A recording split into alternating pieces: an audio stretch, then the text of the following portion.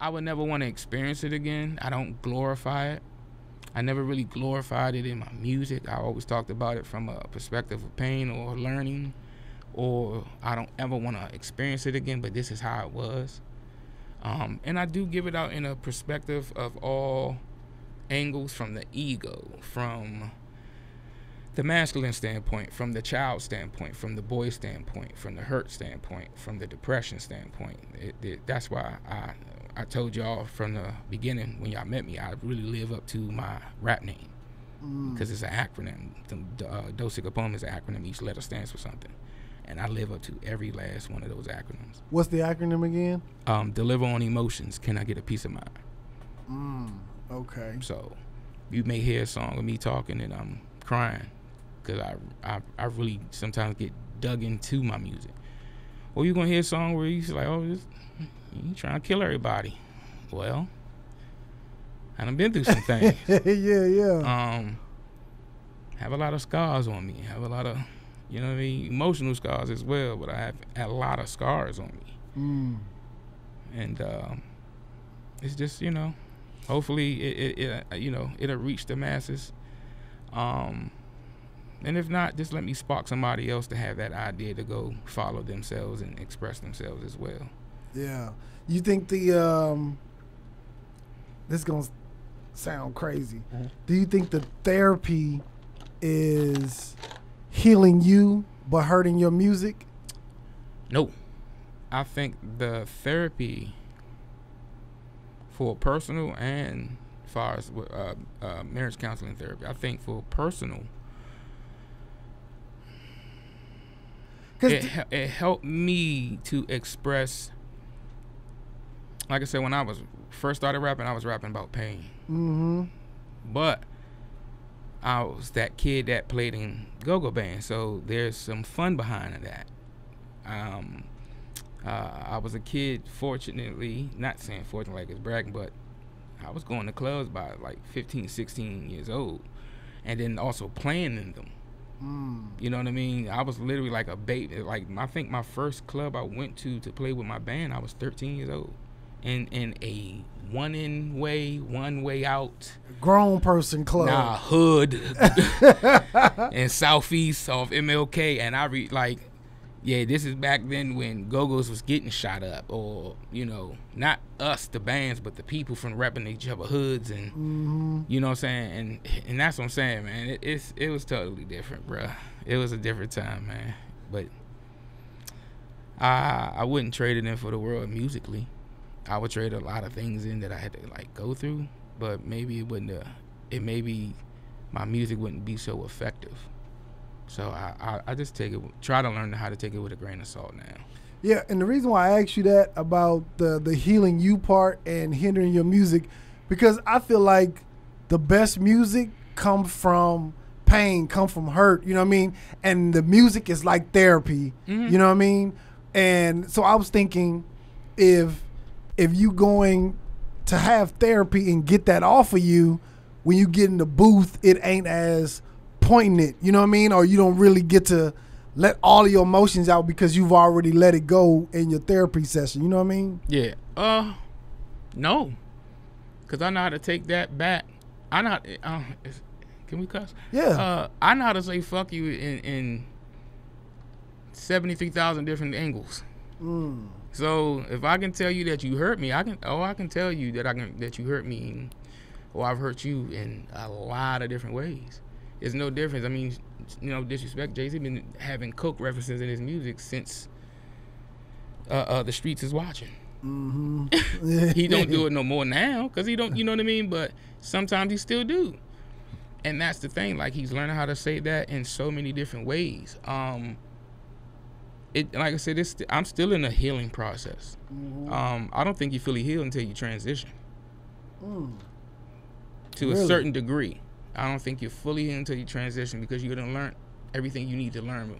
Now it's time for you to go to your next round and fix that.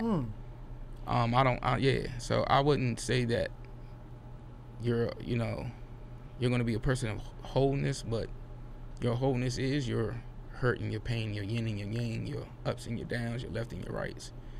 your nights and your Yes, darks. I disagree with that a little bit. That's cool. Yeah, I disagree with that a little bit because I feel like you can, those voids or those pains and those holes, I think you can at least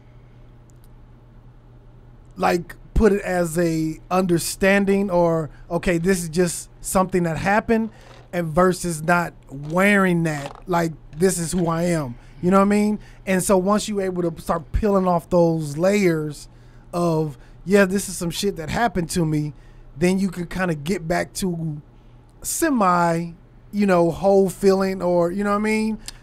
No, I get that. I guess not an analogy. Okay. I'll use you for an example. This is not you, but this is, okay. You, so say, you have learned how to literally turn the cheek when somebody slaps one side of your cheek, right? I haven't learned that, but okay. Exactly, right. But us as biblical terms too, in Christians, you supposed to turn the other cheek. Now, if I smack you and it may hurt, you may have a threshold, but that threshold is going to get hit. It's no difference. Okay, now I definitely know this. Whether you was with your Crip cousins, your blood cousins, or whoever your cousin was growing up with in L.A., you had that one cousin sometimes that just bother the fuck out you. Keep pinching on you or hitting you because you wasn't going to. And that day, Mr. Tate swung on his ass. So you're not, that's what I'm saying, you're not going to be completely ill till you transition because everybody has these trigger moments. I have trigger moments. I'm learning not to sit there and say everything that needs to be said when somebody says something to me because I'm not scared of nobody. Like, I don't give a fuck who you are. Like, I just don't. But I also learn how to just look at people like they stupid and just blink at them. Plain and simple. Because people, I guess that's an analogy that I have. People, oh yeah, you're a teddy bear, but I'm still a bear. So you just lucky that this ain't hibernating season. Yeah, you lucky I ain't hungry, motherfucker. Bears, when it's time to hibernate, that's also their mating season. So and they're very irrational. You know what I mean? So just be lucky. I don't know. Be blessed. But that's what I say. People have thresholds, and everybody's not going to necessarily be healed because when you're, I truly think when you're healing, you don't just hold everybody else accountable. You hold yourself. Something that I had to learn, and I'm still learning. Something that I'm learning now, even being married. Because I grew up in I don't need to hold myself accountable. You piss me off. I had a ticking time bomb that I told your ass. Because I'm one of them type of people. Like, hey, you got 3 more times to fuck with me. And don't act like, oh, what's going on? Now he's acting crazy. You're like, I told you. If I told you something about something I don't like, I'm giving you warnings. I'm giving you warnings. But what people like to do, test the waters. Yeah. And I'd be a fool to say I've never tested anybody's waters. I've done it in probably in an abusive, offensive way, and also in a defense mechanism way. And I had to learn how to take accountability because the bullying one was, I'm not really a bully. I just know that you punk everybody else, but I'm gonna show you I still beat your ass. Or, well, let me play victim so now I can fuck your ass up. And that's still wrong for both ways on my perspective because I'm approaching it from an unhealed I'm like manner. That too, though. Yeah. I'm like that too. I'm approaching that from an unhealed manner to whereas I'm still, I'm still learning it. I'm just learning how to really tell my emotions without being emotional. Because at one point mentally I wasn't capable of doing that. I've been in a psych ward and I've been in a lot of places. Like I said, I have a story behind the music. And I'm just in a healing process. I mean, right now I got kidney disease. You know what I'm saying? And that's the new trigger point for my music though now, because I'm still here to prove like there are gonna be days it's gonna seem like I don't have no energy on that stage, but I promise you I'm gonna out rap the hell out of all y'all. On my mama. I don't care. Like even now, my wife used to say that back then. You should just walk around like you know you got it. And I'm like, nah, I'm just that. Like you said, I came in the room very humble, but I already know like, wasn't too many people in there gonna fuck with me, cause I know what it took for me to learn how to really rap like this. Like I know what it took for a child from DC that didn't grow up on this shit. Oh yeah, and get respect from people from like New York or Jersey or. Yeah, I know what it took. So when I meet people, especially like I said, I have a thing for Southern people, like country ass people, but can rap like they from up north. Oh my God, I love it. With their Southern twang and all that. I love it, bro. I do. Yeah. I love it because I'm Northern, but because I'm under the Mason-Dixon line, I'm considered Southern. A lot of people from DC and Maryland ain't gonna want to accept that, but we are. I don't see y'all as Southern. Yeah, we under the Mason-Dixon line. Man, look, let me tell y'all something. People, even in the West and in the South, y'all think y'all the only motherfuckers that make soul food very good.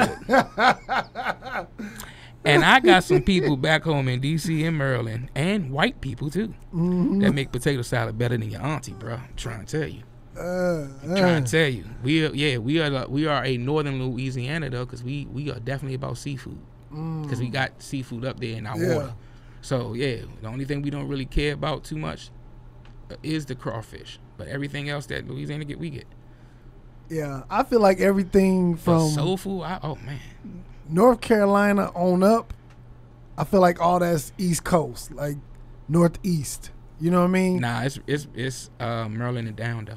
It's really Maryland and down. Even though like I said, most people from Maryland, because my mother is originally from Baltimore, and my father is from DC. Baltimore and Maryland like across the street from each other, right? Baltimore and DC is like from Dallas to Arlington, so like 25 minutes. Oh, okay. You know what I mean? Yeah. But it's two different worlds. That's what I consider across the street. It's two different worlds, two different accents. From DC and Maryland?